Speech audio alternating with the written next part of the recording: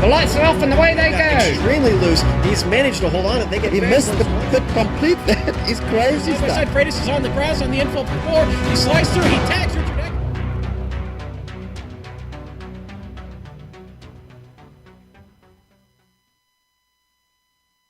Sonoma is a special place for the Kamel GT series. Nissan not only won here in 1989, but clinched the Constructors' Championship. The layout the drivers will be racing today will be similar to how it used to be, although with a bit more runoff in places. But will that translate to an easier time? Or will this technical circuit claim a few more victims? We'll find out soon as we get ready to watch Round 5 of the iRacing Kamel GT series, and you'll see it all live here on the Global SimRacing channel. Hi, I'm Joe Peak, and with me in the booth is Sean Ambrose. Behind the scenes is our director, the Dr. Amjad Yaman, and he's using cameras provided by Dougie Beard. Sean, I'm sure you're all ready with your late 80s gear to soak up the California sun, so tell us a little bit about the track. Members only jacket on, buddy. Ray-Bans nestled on my forehead. Sonoma Raceway nestled in the Sonoma Mountains in the center of California's wine industry. This track opened in 1968. The facility has endured a turbulent history under a variety of owners and track names. You probably remember Sears Point and Finian Raceway until it was taken over by SMI back in 1996. Now, Sonoma is on the real-world schedule for both NASCAR and IndyCar. iRacing offers 4 configurations of this track, a couple specific for IndyCar, but this afternoon we're racing on the full configuration with the full extended run into turn 11 hairpin. Over its 2.5 miles, there are 12 turns that rise and fall over this dusty landscape, but the best way to get an idea what this place is like is to hop on board, take a ride around Sonoma in the GSRC Kamel GT.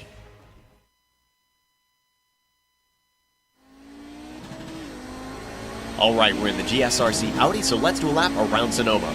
You might need a little lift through turn 1, but regardless, you've immediately got to start slowing the car so that you can pull it as far left as possible.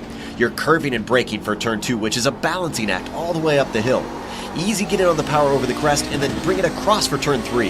This quick chicane compresses on the first half and then really rewards drivers who can straighten out the crest of the second half. You get a little squirt of the gas before you're braking for 4. This downhill bend is deceptively slow and bleeds directly into turn 5. You can't quite get through here flat out, so give a little lift and make sure to bring the car to the right for the carousel. Avoid the temptation to hug the inside all the way down the hill. The more you can straighten it out with a late apex, the better off you'll be now that you're plopped onto the drag strip. The hairpin at 7 is one of the few good places to pass around here, and you don't want to be vulnerable.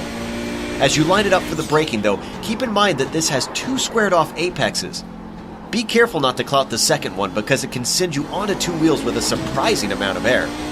Try to straighten out these little S's and really climb over the curbs on the right, then slow up for 8 and 8A. As soon as you're sure the car will grip, apply the power and fly around the inside of turn 9. Keep hugging the left and bleed off some speed with the brakes into 10. Once again, it's about getting to the power early through here to keep from being vulnerable into the final hairpin. This is the only other decent place to overtake, but it's also a straightforward 180-degree bend. That means most drivers will want to take a very late apex to give themselves a launch. Careful with the pit wall on the exit, then straighten out the last little kink, and hopefully you've now finished a lap around Sonoma.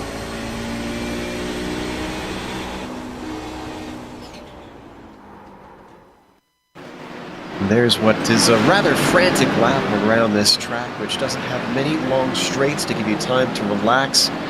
And speaking of which, we understand a lot of people out in this area of California, unfortunately, don't have much time or chance to relax themselves. Of course, thoughts go out to those affected by the wildfires in Northern California, and we hope and pray that everybody out there is able to stay safe in the coming days as they try to deal with that situation. But Sean, why don't we take a look at the race details of what is going to be up for today on the 5th round of this series? Yeah, Joe, let's do that real quick now. Of course, this is round 5 of 12. As you mentioned before, it's a 45-minute race. I'm not exactly sure how many laps that's going to be, but I'd say based on the times that we've seen, you're probably looking at about 35 laps or so now. No stop for fuel.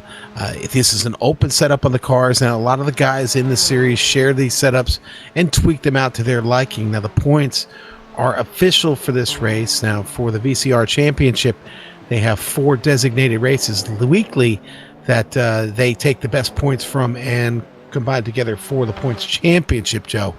But those are the details of today's event. It is a lovely 23 degrees Celsius outside, partly cloudy, and 27 degrees Celsius on track. I think that's about 80 degrees, if I remember correctly, on track. And indeed, as you can see by the leaderboard, Keith Ritchie has put in the fastest time. He's got about 3/10 over Jamie Hall at the moment. Most drivers have put in their first lap, waiting for a few to get that first-time lap in a little bit farther down the field. And interestingly, I noticed one name back in the Audis that might make you a little bit happy here, Sean, for the battle for the front. Brian Strodbeck is back. Yeah, and it must be a good day for him to do some racing because he is back, and it's certainly great to have him back here on the grid. Already putting in one fast time, a 1:30.2. Not fast enough. The Finn Joni Hagner up there with a 1:29.7 on his opening lap right now.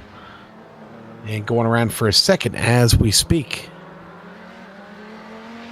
Hagner leads the timing sheets over in the GTO field. Strodbeck trying to give chase as best he can.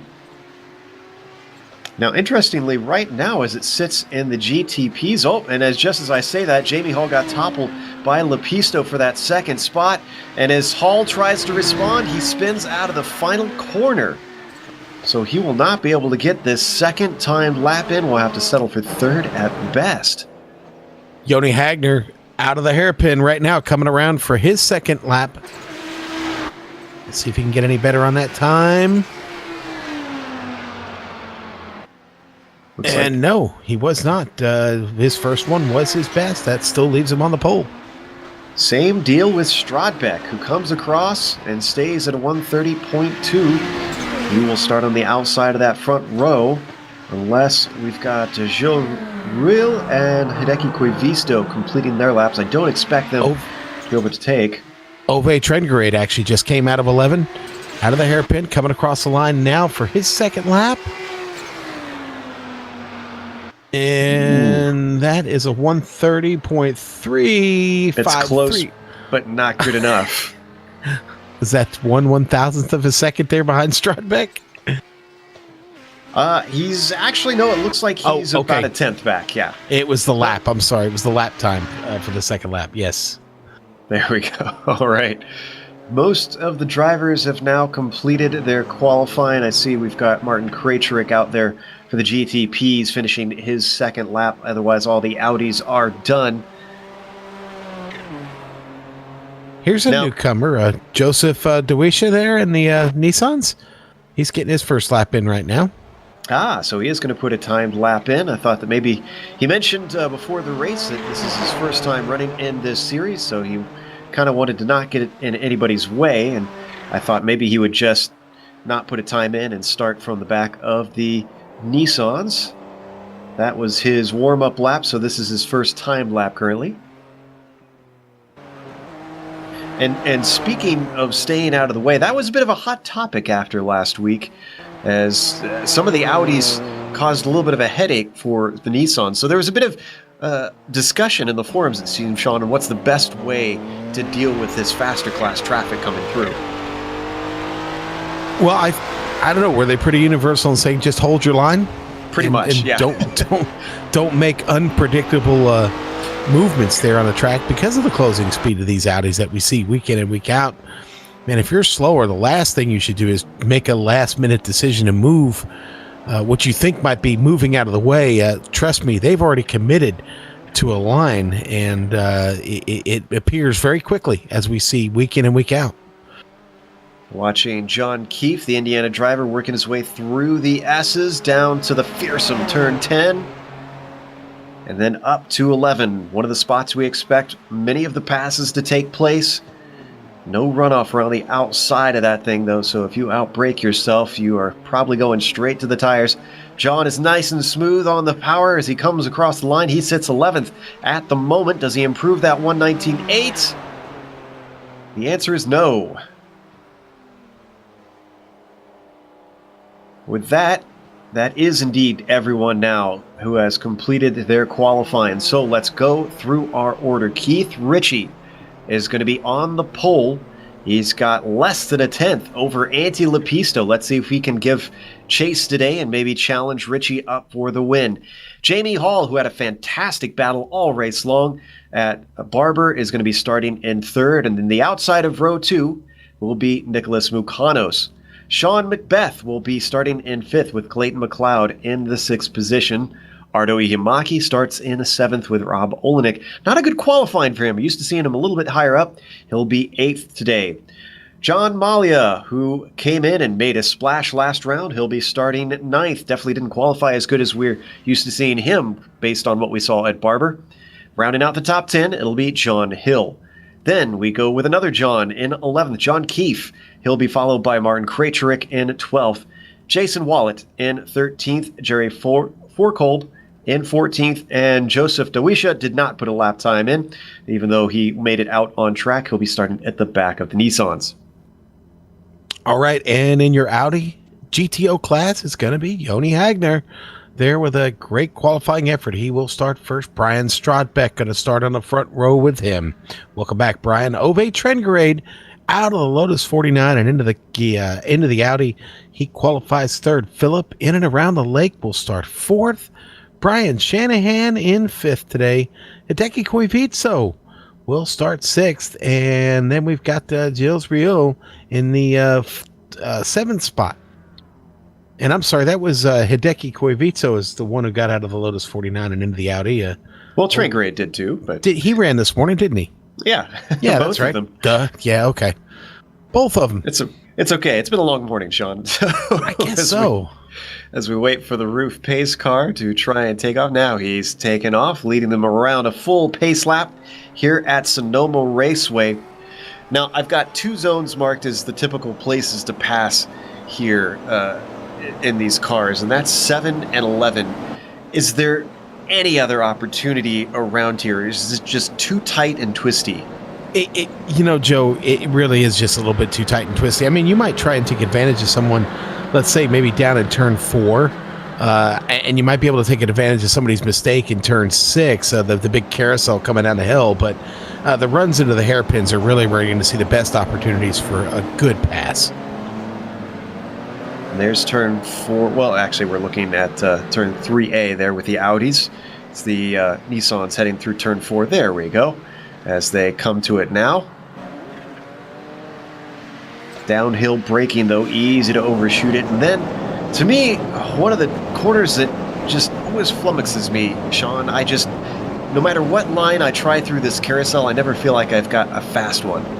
No, that's true. Neither do I. I've come to learn more over time that it's more about letting the car set itself and maybe not trying to get on too much of the power until right there close to the end. That seems to have worked out better for me, but it's a very, very difficult carousel because it's off camber and downhill like that. And the run out to the right, honestly, it's so easy to run too far out. But this hairpin here, 7 and 7A, boy, don't hit those curbs down on the inside to the right. That's we were talking about it in the pre-race and how much trouble those can be. Expect at least the Audis, and I'm sure the Nissans as well, to get a fair bit of air if they clip those at all. They are just tall and massive and certainly do a number on the car. Now we hit the S's. The roof pace car is actually just getting to turn 10. Is this, did you get to do any time in the Nissan? Is that one flat out, Sean? Boy, it's, you're a braver driver than I am if you're going flat, just nails to the floorboard. I a little bit of lift. Now the Audi, of course, totally different turn for the Audi as we get ready to start here, Joe. Yeah, a lot of braking there for them. Keith Ritchie has control of the field, and that Silk Cut Jaguar does not wait at all. He is already off and away. Behind him, Lepisto is having to fend off Jamie Hall, who had the inside for 1, but as they break for 2, Lepisto manages to get ahead, side by side behind them, between Makanos and Macbeth. Makanos comes out on top. As they're all single file now, let's go to the Audis. All right, Hagner gets off to a great start. Brian Strodbeck holds on to second. They go line astern quickly in a very small GTO field today, only 7 of them. Hagner making his way up the hill here pretty clean. Got to get down it and get through this first carousel here in turn 4. They did not give much of a gap at all, it seemed, for the Audis, as they were still very much on the tail of the Nissans at this start. There you can see Strodbeck heading his way down into the carousel. But up at the front of the Nissans, Richie has found some pace, even though it was tight in qualifying, and is already leading away from Lepisto by over a second.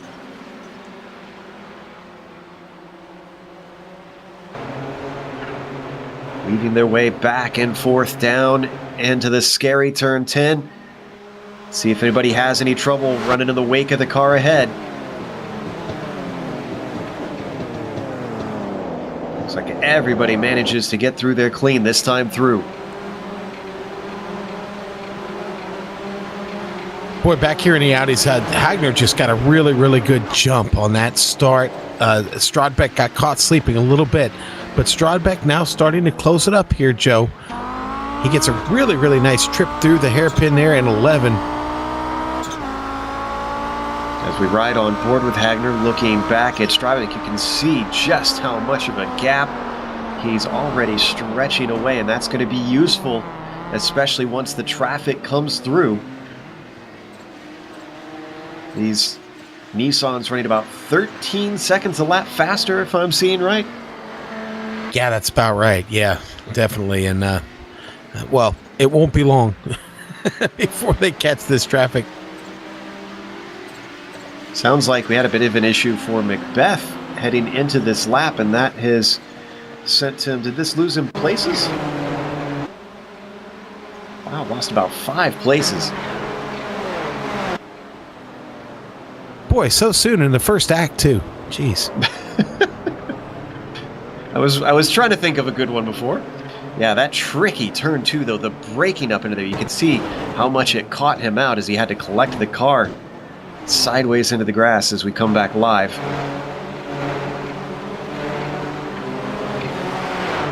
Well, this is going to allow Mukanos into 4th, and Ihamaki into 5th, Malia into 6th.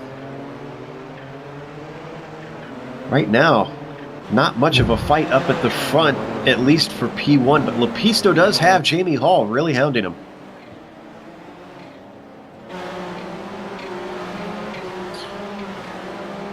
All right, Strodbeck right now is battling with Trengrade. Trengrade hot on his tail. Seems to really have good pace here so far at Sonoma. They can't catch Hagner yet. Now, he hasn't gotten off to any more than about a second and a half ahead of him, but Hagner just seems to be really, really dialed in here, Joe. Gets a really nice exit there out of turn 7A and makes his way through the S's here. So far, so good. Really, really clean. There we see the chase being given as Hagner leads the way. And he's caught up to Joseph Dawisha, the newcomer in the Nissans. Not sure if maybe Joseph had a mistake that sent him this far close to these guys. You know, I've actually been keeping an eye on him. He has not made a mistake. What he's done is he's been very careful about how he gets through the turns. So Joseph back there just kind of feeling this thing out, riding around. What'll be important is how well he deals with the traffic as it comes through. Wonder if we could jump up to Rob Olenek in 8th as he's trying to get past Clayton McLeod. We mentioned in the pre-race that Olenek typically is a little bit higher up in the field. Well, right now he's trying to get his way up there.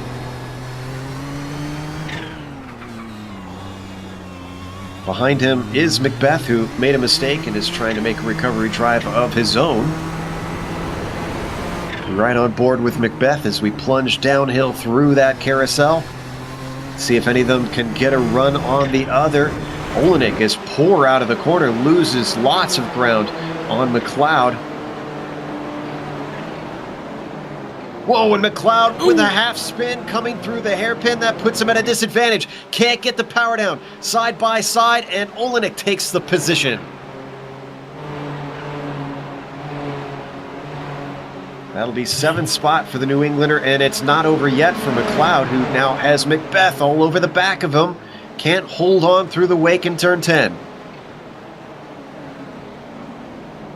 Blocks him up a little bit, heading into the hairpin, trying to stay out of the back of that Nissan.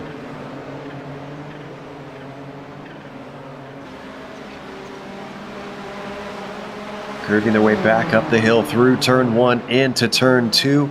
He's keeping an eye on him. Macbeth really wants to get his way forward once again, but a little bit wide, unfortunately, sets him off of that battle. So as we check with Keith Ritchie, who is extended to about 10 seconds. Oh, and he's got traffic big time with Gilles Ruil. Yeah. Now, all that gap that he had just gained went away. All lost, yep. And caught him at just a horrible spot there in that carousel. That's tough enough getting, we talked about how tough it was getting down through there to begin with. Absolutely, and I think Gilles must have made a little bit of a mistake, too, on entry that caused it to be even more awkward.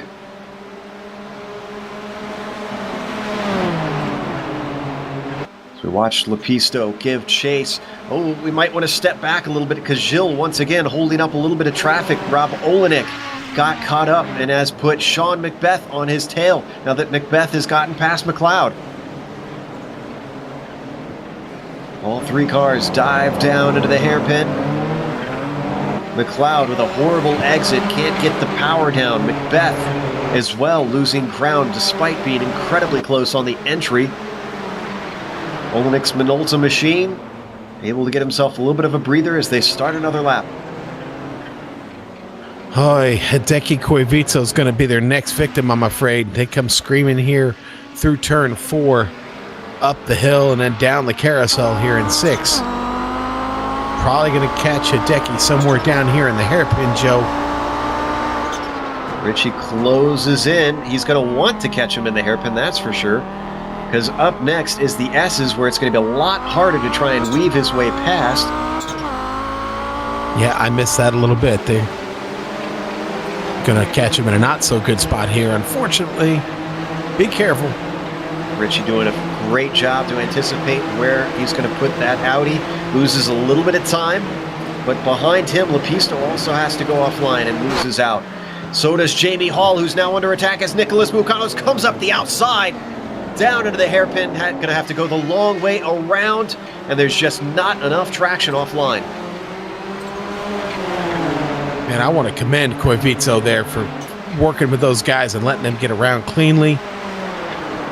That's how you do it, Joe. Yeah, I was going to say that's as smooth as you come, working in what is a very awkward position to be in, but you can see this fight not over by any stretch of the imagination as Mukanos still hunting Hall. They get past the car of Brian Shanahan, going around the outside.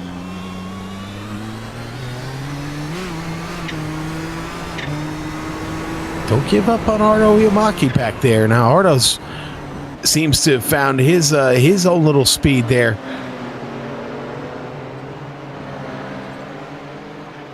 Looks like Lepisto lost a little bit on Ritchie in more of the traffic. It's extended back up to 2 seconds and actually put him under threat from Jamie Hall and Mukanos now.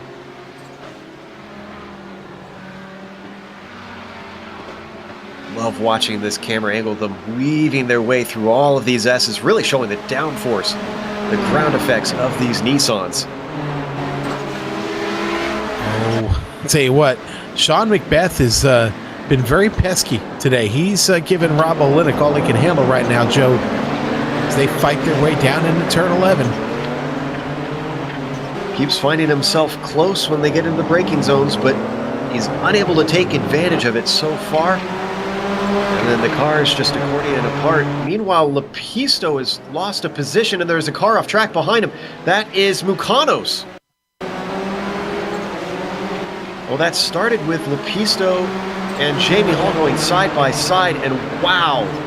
Yeah, and Lepisto keeps going there. He locks him up coming up the hill, but man, that really, Mukanos avoids almost near disaster. Yeah, I was going to say that would have been a beautiful save if he had not lost control. We're going to watch on board Mukanos. You can see Lepisto loses it ahead of him, has to take evasive action, and just that too much of braking and turning whips the car around and loses all kinds of positions as we come back live, and the timing and scoring tells the tale. He is down in 8th now.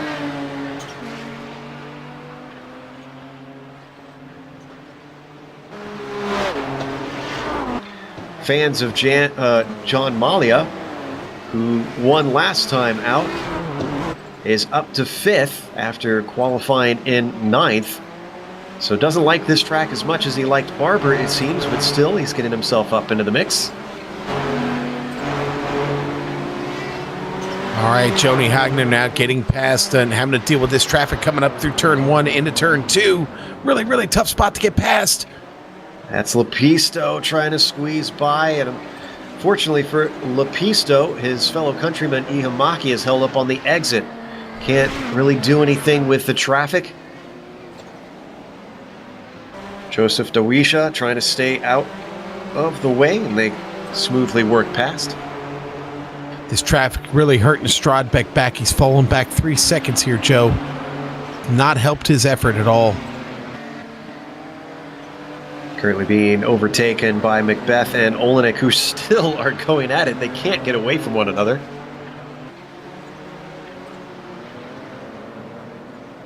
They're continuing that battle all through the traffic of the Audis. Let's see as they come up to our GTO leader, being caught at just the wrong time by both cars, both having to check up majorly. No incident happening.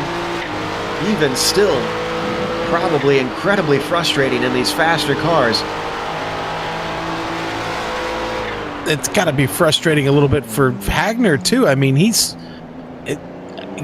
running his line. He is the leader in his class, and to see his mirror fill up like that, make him awful nervous. I know I would be. He's doing a good job handling it. Doesn't seem like he's really been phased or been making crazy moves. Oh, he's a Finn. It doesn't matter. That's right. He's got ice water in his veins. And for the NASCAR fans out there watching Talladega this weekend, Hagner running the tribute car with the 3 on the door there. Sorry, I couldn't. Not sure. I couldn't resist. Got a little bit of a lockup from somebody down into turn 4. I think that was Dawisha actually still continuing to let people through. Meanwhile, second place and the GTPs, Jamie Hall and Antti Lepisto. Hall has managed to sneak by, and he doesn't want to make a mistake like at Barber. He's determined to try and hold on to this high up spot. He's only 4 seconds back from Richie. He knows if something happens to our leader, which has happened in races before with traffic, he could inherit the lead potentially. Riding with a 007 cam, looking back at Lepisto as well as Ihimaki. Keith getting upset about something. Looks like he made contact moments ago with Gilles Riel. He caught him in the S's. Not sure if it's honestly, worth going back to look at. Nah, it's not. He did pick up damage on the car, but... And he's actually coming to the pits. It must have been significant enough. There you can see him on screen. So that was a hard thwack for the Heusingfeld Nissan. Hard enough that I suspect maybe with that being close to the corner of the car, suspension damage was possibly involved.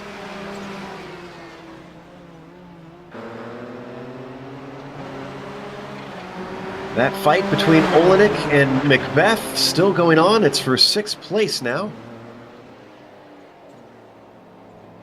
They work their way through the hairpin of 7. Ooh, oh, and Macbeth off track trying to gather the car back together. Barely keeps it out of the tires. How much damage did that do to the undertray, though? Probably a bit, Joe. Boy, that's one thing this Nissan doesn't like. He did get some damage on the right-hand side. And to see him come over the curb there, he misses that. But right there, he upsets the car on the top of that curb. This Nissan does not like any bit of those curbs. You want to try and keep it off of there. He did hit that tire barrier and did significant damage to the right side of his Nissan. Disappointment after what was producing a good charge from him. He just barely put his wheel off. It's amazing how sensitive these Nissans are to something as slight as that. He was maybe 5 inches over the edge of the grass. Very, very low to the ground. Not a lot of clearance under these machines.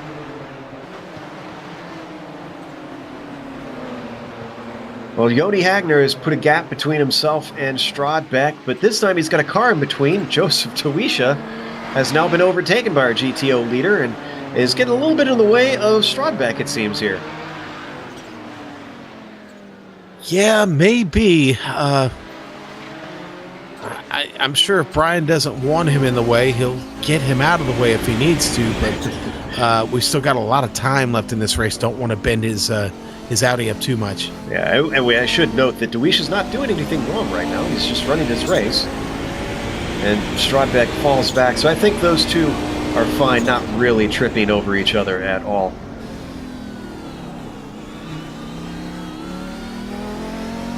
A lot of the field spreading out a little bit. Closest cars are about within half a second. Everybody else a second or more apart. Strodbeck getting passed right now by Martin Krychek. I think Martin's a lap down, or he's at the very tail end right now. Yeah, he's 11th overall.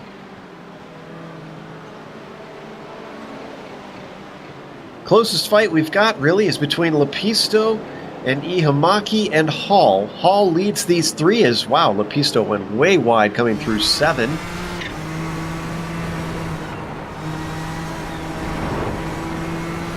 Still hearing a little bit more chatter once again from John Keefe. Seems to be a little bit unhappy with the Audis today. So we ride on board with Ihamaki. Speaking of Audis, that was Shanahan moving over to let them through in the hairpin. That definitely gives Hall quite a gap.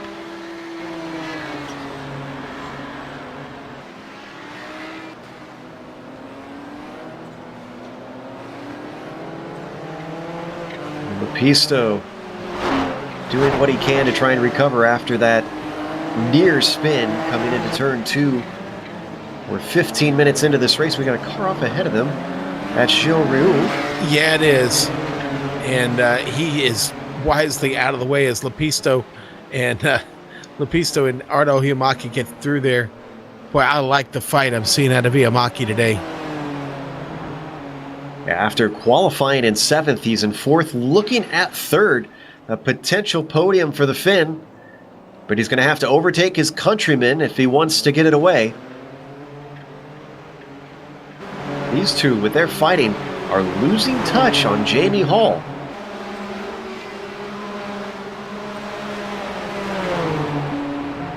This is exactly what Hall wanted, to not have to be worrying about his mirrors anymore in this race, just focus on what's ahead, especially considering he's only a second behind Keith Ritchie. I did not expect him to be that close.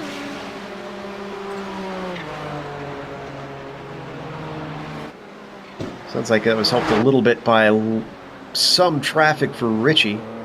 We should note, as you can see, they are teammates with that silk cut Jaguar scheme.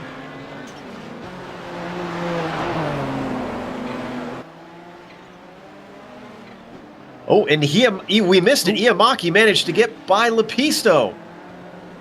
Let me see if I can figure out where this happened. Oh, there was contact. This is definitely worth seeing. It was in turn 2. Yeah, Joe, they got to the top of the hill. Philip Blake was ahead of them. Yeah, and basically what happened was his Ante was kind of checking up a little bit to avoid Lake, and when he did, there you go. There's the contact. Let's watch it from above one more time. A little bit of the chrome horn action from our Finns.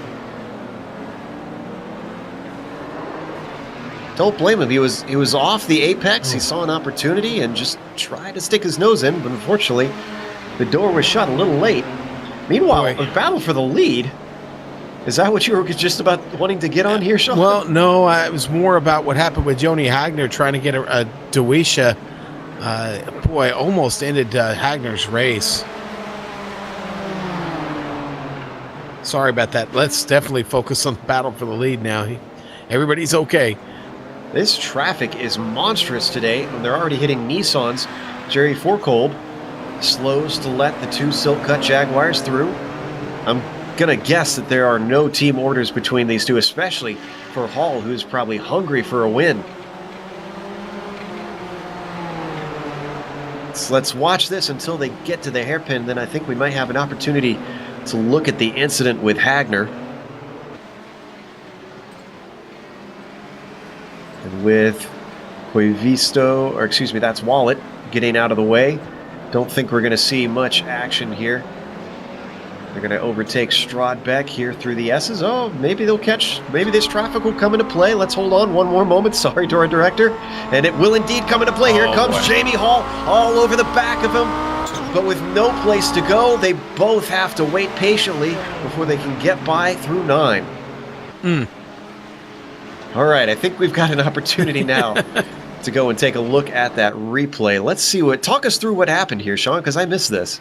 Well, it looked like what happened was Dawisha decided to, he got a little speed here, and then he gets a little bit unsure about the right-hander here and cuts through the grass, and, he comes back on track almost right up into Hagner's door.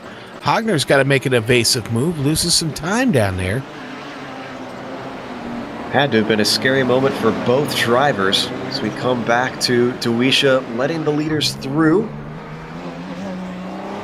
Hagner in there still as well.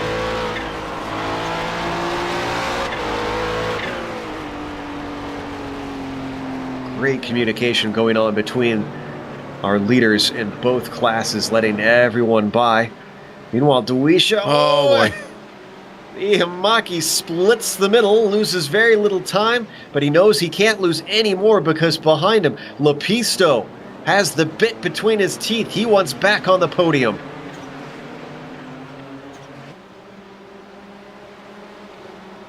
He's gained it to within half a second on his countryman. Gonna have to work harder than that if he wants a chance to overtake, though, as they come down to the hairpin one more time. We're now halfway through this race. Oh, boy. Down into the turn 11. It was Rob Olenek shooting it down in there. Oh, almost 3 wide there with our GTO leader in the mix there, and Dawisha. Dawisha backing out of it. Actually, a great call by Dawisha there, just seeing what was happening, lifting at the right time. So we're about halfway through this race. If our director is up for it, I think it might be time to try to work our way through the field, at least through the top 5 of each class, and update you. As you can see, our leader, Keith Ritchie, we're used to him putting a gap on people, especially on tracks that don't rely on draft a lot.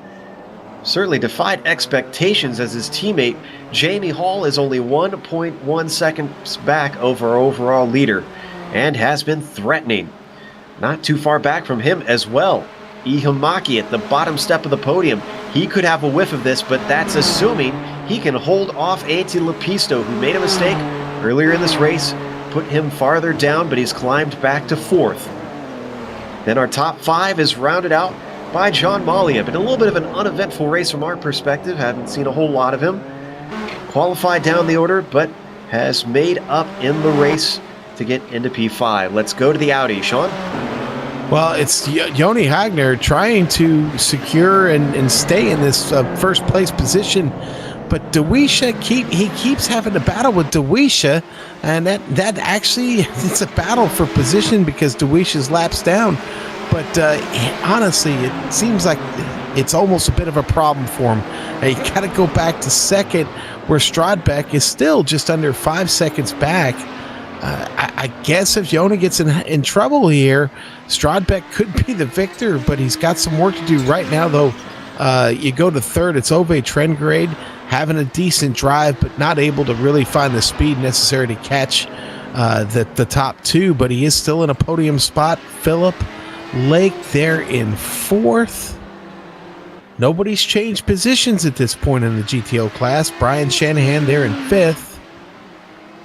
And you've got Hideki Koivitso running in 6th. And Gilles Rio is 2 laps down here in the GTO class. Is your 7th place car.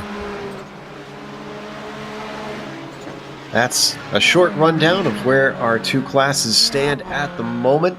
Okay, Joe, that last bit of traffic for Joni Hagner really slowed him down. Strodbeck now 2.6 seconds behind. They cut that margin in half. And I'm sure Strodbeck is ready to use whatever opportunities possible to try to pull that win away from the Finn.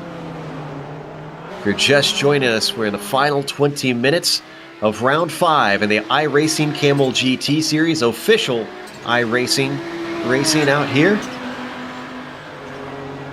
Difficult combo in both cars. Although, incredibly, we have no retirements so far, Sean. We do not, no. And now that is a good thing. Now, one thing I did notice on Hagner's car, he does have a little bit of damage on the left front. I may have gotten in a tussle with one of those Nissans as they were getting by.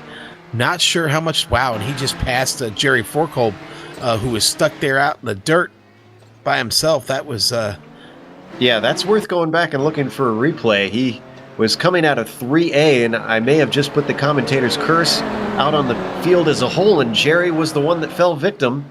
He was overtaking Gilles and just put the power down too quickly. You can see it sent the car shooting out to that wall. Yeah, he's not going to like the damage on that. That's going to hurt. Good news for him is he's able to continue. He's 14th overall, but he's a long ways back from Jason Wallet.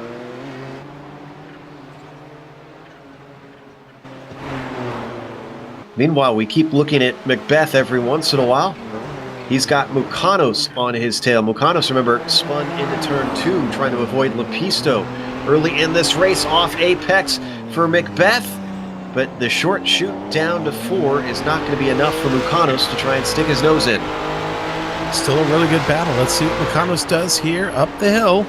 Ooh, got right up on that wing. Entered a little bit wider there than Macbeth. But they exit farther apart, coming down onto the drag strip. Now it's the heavy braking down into 7. Trying to tuck it in nice and tight to both curves. Mukanos looking very smooth, but can't do anything with the smooth driving to try and transfer it into pace to overtake Macbeth right now. They've got Shanahan up ahead. He's going to maybe give an opportunity. Not quite. He stays offline, but third place is now under threat because Ihamaki has swapped places with Lepisto. Lepisto back onto the podium. That was actually an impressive pass. Let's look at the replay. The outside of 11. I didn't know you could do that, Sean. He did. He found the power there. Now, he didn't start outside. He got a really, really nice run down right on the rumble strips and then powers it off the exit there to the outside. He gets a nice hole shot there off the exit and across the line. He takes that over. Pisto probably relieved to get himself back up. But remember, he started in second, and he's about a second and a half back from the car that is in that P2, which is Jamie Hall right now. They're going to have to get around Philip Blake here. Hall gets him. Lepisto sneaks by, coming through 9. Ihamaki follows.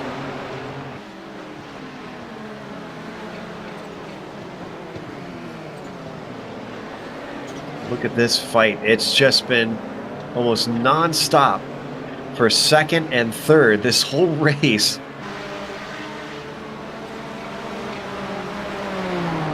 It's amazing as much fighting as has been happening for these positions that they have not lost touch with Keith Ritchie, our overall leader, who's led since the drop of the green. A little bit of traffic once again. Trangaray trying to stay off to the side, letting them through now. All three drivers waiting patiently down in 3 and 3A. A bobble from Lepisto. Loses contact with Jamie Hall, puts him under threat from Ihamaki. Down into turn 6. Now they've got Gilles. One more time to the inside. No. Gilles started to slide there right in front of Ante. Lepisto almost went off into the grass himself, probably trying to give as wide a berth as possible. Doesn't lose time though.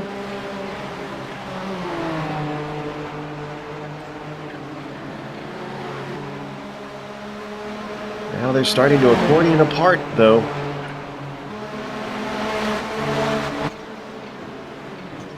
As well as these cars stretching it out, Joni Hagner has put a gap on Strodbeck. It has increased up to 6.2 now. There you see our leader in the Audis. Yeah, and you know, I guess it's going to come in waves like this here, probably for the remainder of the race. As the traffic comes through, obviously, it's kind of an ebb and flow, but Hagner obviously still very much in charge of this race. Still a lot of racing left to go. We have 14 minutes on the clock, and we've seen that mistakes can easily be made in what is a tricky course. Very tricky indeed. It has its list of hazards. Keith Ritchie just getting by Brian Strodbeck. Well, Ritchie certainly has made it seem like it's an easy race from his perspective, as he hasn't had many challenges so far. But he also hasn't stretched away, as we keep mentioning. It is increasing to a little over 2 seconds right now because Hall is dealing with Strodbeck, and Ihimaki has had a problem. Yes, He's coming into the S's. Look at the replay. Oh, it was an overcorrection, Joe. You'll see it here as he comes off the exit, gets back to the power. He just, it maybe a little bit too much power, probably spins a wheel and overcorrects it. It spins off into the dirt. You're going to lose a lot of time down there. And positions. He went from 4th down to 6th. That allows Malia up to 4th and Olenek up to 5th.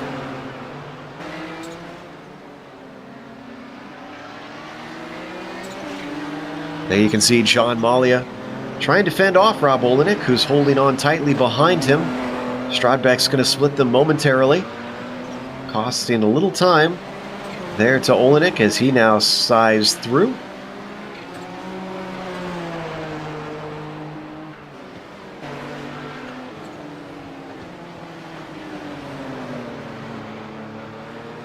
A little bit behind them, Mukanos is starting to put the pressure onto Macbeth once again. He was within 0.3 not long ago, but he's dropped back slightly.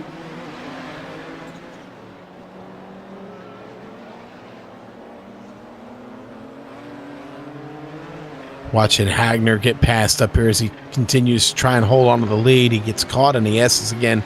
Rob Olenek trying to get around. Just really the worst spot on this track to get caught in those S's right there. There's just no room to move around. Plenty of places to run off. With how fast the cars are going through there, I definitely think they want to avoid going off. I mean, you know what? Why don't we go on board with Joni Hagner here real quick while they all come through?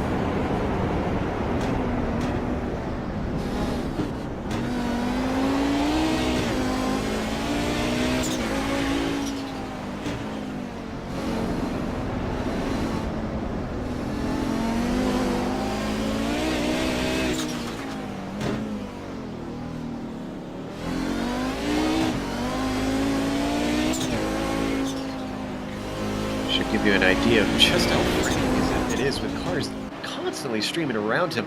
In fact, that was a hairy moment we saw with Ihimaki going off to the grass a little. I'm not sure if we could quite see it from that onboard, but he certainly pushed the envelope of where the grip is on this track.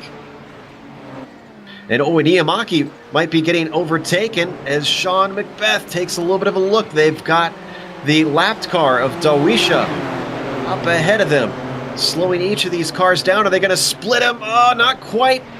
Looks like Macbeth gets boxed in. He moves off to the right side. And now Dawisha lets all 3 of them through. This is a fight for 6th position between 4 cars now, because look at Clayton McLeod getting in on this. Clayton having a little fun out there today. I'm sure he's licking his chops, thinking about potentially being able to get 3 positions in one go if something goes wrong ahead of him. Ihimaki stretches away from Macbeth, who's now got Mukanos breathing down his neck, but over 3A, Mukanos loses time.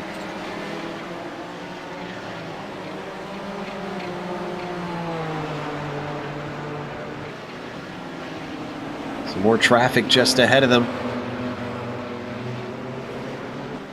That's Forkolb, along with Koivisto, trying to stay tucked to the inside, and they all manage to safely navigate.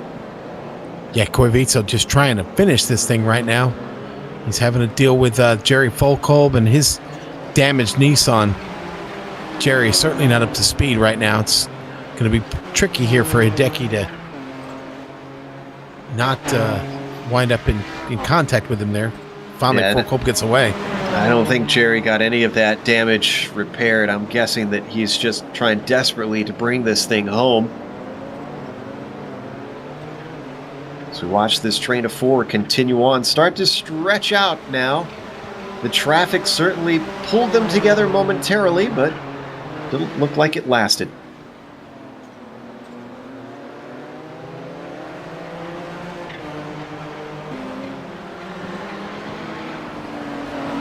You know, Stradbeck had closed in again on Hagner, and now it starts to open back up again. We might want to go to Lepisto. Sorry to interrupt. About 20 to 30 seconds ago through turn 6. Had a huge moment, and I'm impressed that he caught the car. Here, we'll see it on the replay, Sean. Watch coming into the carousel down here at the second apex. Watch this thing get loose. Yeah, Boy, and, you know, that was another thing I noticed is making these rear tires angry on a Nissan really hard to get that grip back once you've lost it. And just the nature of this track, it's going to be hard to get that to get back into a groove there. He was lucky to save that, Joe. Whether luck or skill, we'll have to leave that up to Lepisto to tell us later. Mukanos is getting close to Macbeth once again. He was within 0.3, and he is now. But I don't think that's going to be an opportunity down into turn 2. A little bit wide for Macbeth off the corner is keeping Mukanos to be able to threaten him as he's trying what he can on that gearbox, just trying to hassle Macbeth every corner, but the California driver is having none of it. You almost get the feeling in this pack right here, Joe, it's anybody's race. They've been pretty well connected for most of it, all fighting to get positions back. Iamaki, the only one sitting there positive right now, up one spot from 7th. And he was even farther up earlier, but Jamie Hall, speaking of going farther up, he is running to within under a second for this battle for the lead. They just overtook Wallet and Lake. Lepisto's coming through behind them as well.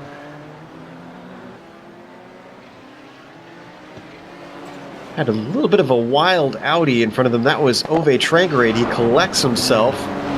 He's trying to stay out of the way. Yeah, now they've got Keefe right in front of them. Going to have to try and get around Keefe.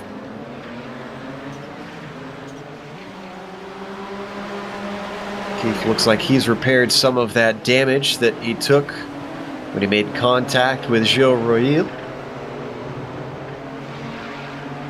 He's keeping pace ahead of Richie for now, though. Under braking, you can see where he loses the time. He stays wide, lets the cars through as best he can, comes back and chops in front of Hall, though. And that's not going to make Hall happy. No, Hall's flashing the lights at him, too, to get out of the way. Oh, no. Now he pulls over, but look at the time lost. Before, Hall was all over the gearbox, and no more as there are many car lengths between those two silk-cut Jaguars. 5 minutes left to go. Are we going to start seeing more anxious moves? Are drivers going to start making dives?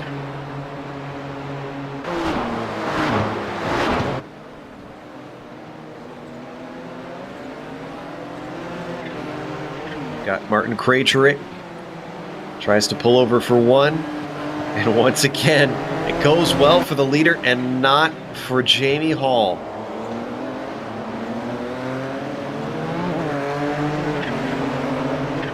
This, in fact, is allowing Antti Lepisto in third to put it within a second of Hall.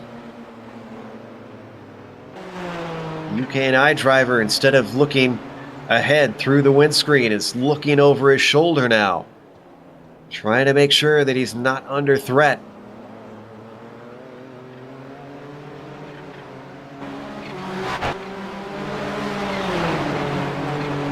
Each of them begin to get a little bit of space out there.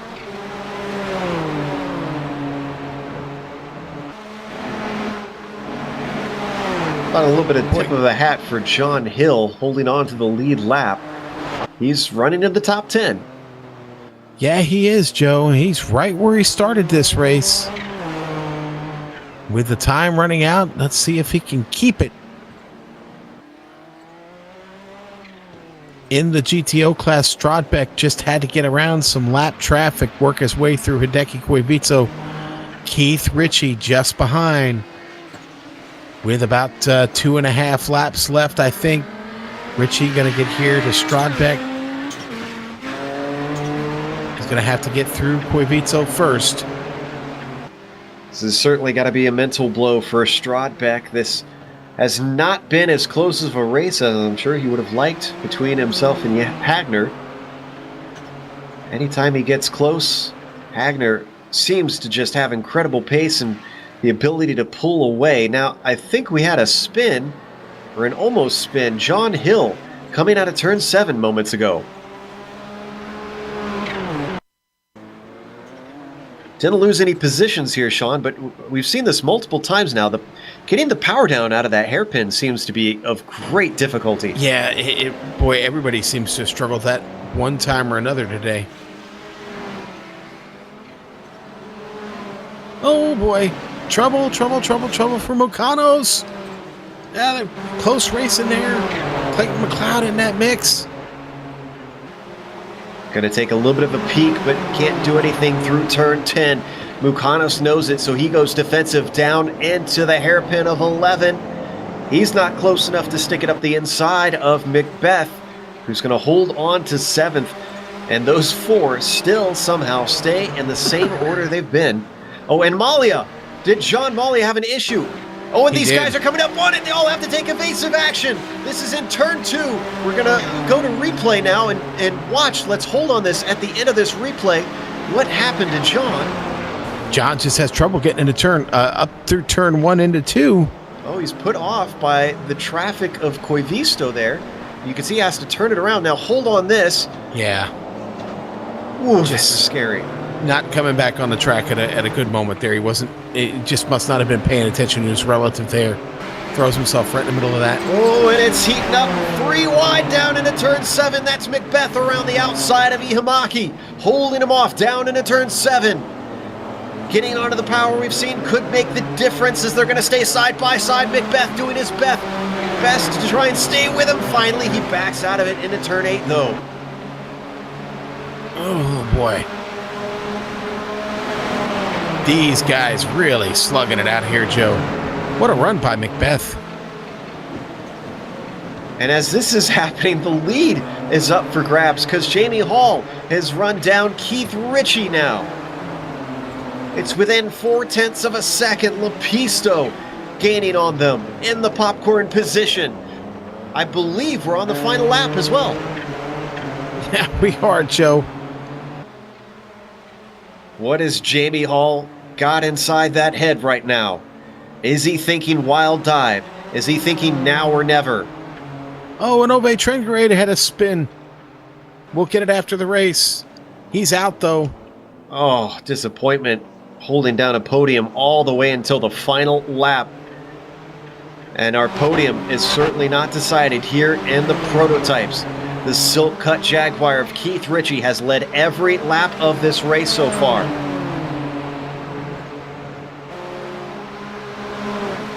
And apparently something happened with Macbeth. We're going to check out that incident later, but let's hold on this. A car going wide. That's Dawisha staying out of the way of the battle for the lead, or does he? Comes away in front of our second-place driver, so that gives Ritchie an easy win to the line. Hall is going to take second, and Lepisto third. Meanwhile, Joni Hagner coming up to the final hairpin. All by his lonesome. 4 seconds. Oh, and he's spinning. He's spinning. No, I think that was Hey, he's intentional. giving it the old finish flick. Yeah. Yeah, he knows when he's on camera. Gonna give it some style. Hagner's gonna take the win with some flourish. Heck. All right, let's see what replay we're gonna look at first here. Waiting for our director to... Oh, we're gonna look at Ove first. Yeah, and Ove, honestly, I think he gets too much curb. He does. He gets too much curb, and it just gets the car out of shape off into the grass. Or, I'm sorry, the grass, the dirt. And he continues to go into a slide there he just can't recover from. Now let's check out what happened to Ihimaki. Wow, that's a huge hit. That's going into 6? What caused this one? Oh, it was contact with Strad. They made contact with Stradbeck there. Watch, Stradbeck's going to get hit right there. Oh. Look, that was Macbeth, who also made contact there. And when and Macbeth had a problem at the bottom of the hill, yeah. He does. He just loses it. Loses the grip there down at the bottom of the hill, Joe. Might have taken quite a bit of damage. Let's watch on board. And Ihamaki's right there, closing in on Stradbeck just up ahead. Oh, Macbeth throws it in there as Ihimaki tries to go around. You know, on the final lap, I really don't blame the California driver. He saw an opportunity, he had to take it. He didn't know that the car of Ihimaki would swing into him like that. What a finish to that one, Joe. Really? So let's take a quick break, and we'll come back with the official results as well as driver interviews, and on screen, we'll have all the upcoming races here on the Global Sim Racing channel.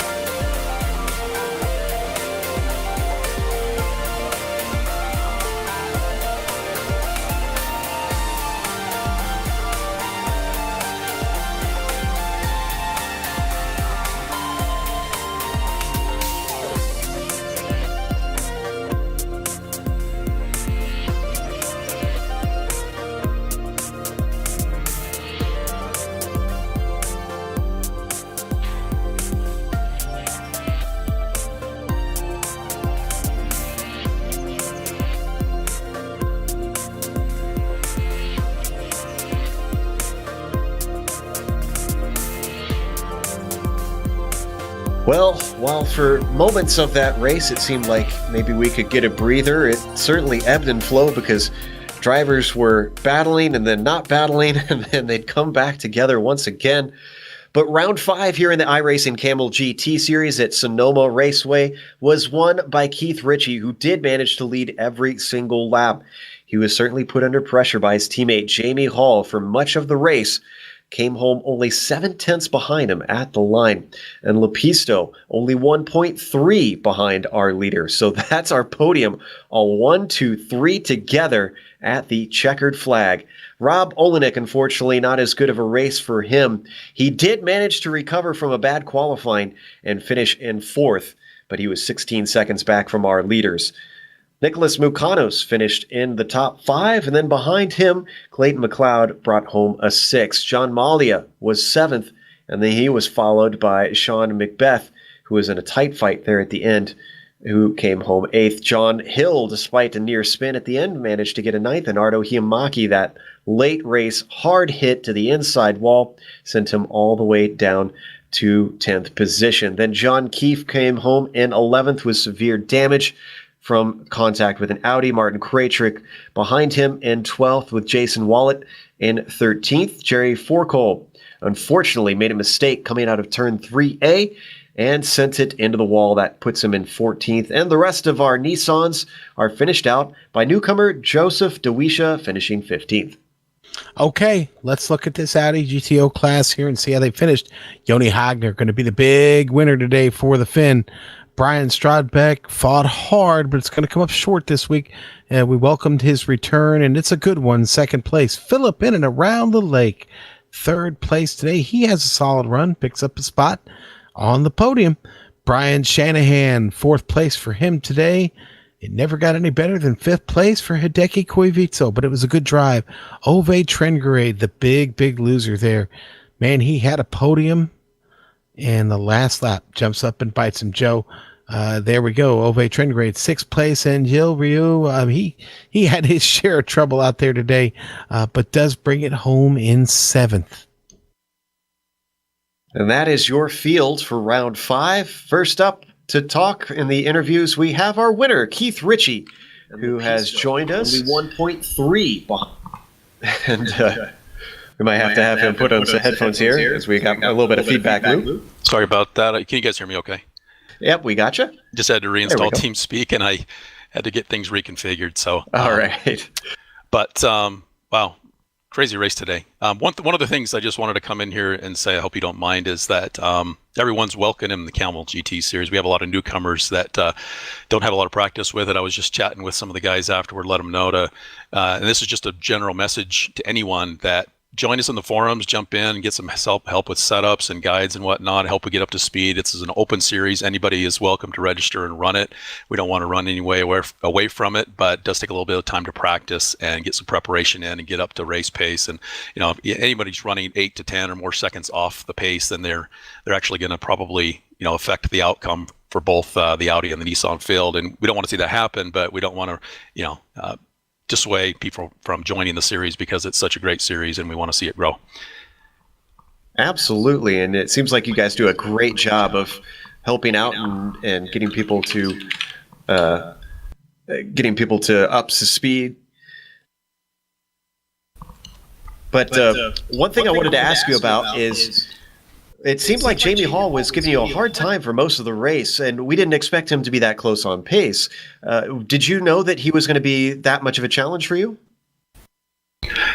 We've run practice laps together, and I know he can hang with me when he's in a zone. I think we can run similar laps. I think that he did a better job in traffic than I did. I think that I second-guessed myself with after what happened last week, and he definitely made some mistakes and was trying to take the cautious line, but sometimes that wasn't always a line I was given, and so I lost quite a bit of time in traffic, and I think he did a much better job of managing that and taking advantage of the mistakes that I made, and so he definitely put the pressure on there and made it a real exciting 1-2 finish there. So congrats to my teammate there on the 2nd place finish. With him being your teammate, do you share setups with him? Is that do you think helped Jamie find a turn of pace in the series? No, actually, the setups that I share in the forums are what I run. The only thing I did different today was I just bumped the wing up to 10 because of the heat. And so, yeah, I ran the setup that I shared. And so we don't have any, special secret setup or anything like that to go any faster. And so, yeah, I think that he's a very quick driver and he has potential for very, very top pace. And I think his consistency is also improving from week to week. And so I think you'll continue to see him continue to finish strong. So very happy for him to see him running that well. Also, a quick shout out to Antti Lepisto on his quali time. This track quali is so important because of the type of track it is. It's very hard to get run off any of the corners before the straights. And of course, the straights aren't very long. And so he, I think it was about 11 hundredths behind my qualifying time, and so that can be the difference in being able to finish and hang on to the lead. So just want to mention him on a great qualifying time and a great effort, and congrats to him on his podium finish. Absolutely. Well, thank you for coming and talking to us, and congrats on another win. Yeah, thanks, guys, and great broadcast as always. That was Keith Ritchie, winner in the GTPs. We also have our GTO winner, Joni Hagner, has joined us. Sean is going to talk to him about his race. Well, another magnificent drive, Joni. What was it like working with the traffic today? It seemed pretty crazy out there. Yeah, there was a few guys who had a bit of problem with passing Audis. Yeah, well, you put on kind of a clinic out there. Were the track conditions just perfect for a great run today?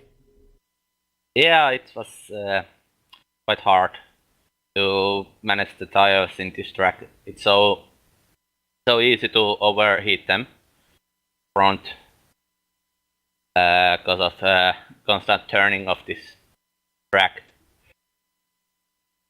Well, and we certainly, when I was practicing the car here this morning, I noticed that a lot of understeer when you got those tires heated up really made turning the car a big problem. And it's a really different drive for the Audi than it is for the Nissan around this track. And you seem to have it really dialed in, though, and the field wasn't much competition for you today. It seemed like the competition was really with the Nissans and just trying to manage that traffic like we talked about there in the beginning. Yeah, I lost a few times, quite a lot of time with Nissans. Also, there was a few trains coming past wrong places, so I lost a lot of time there also. So it was fun.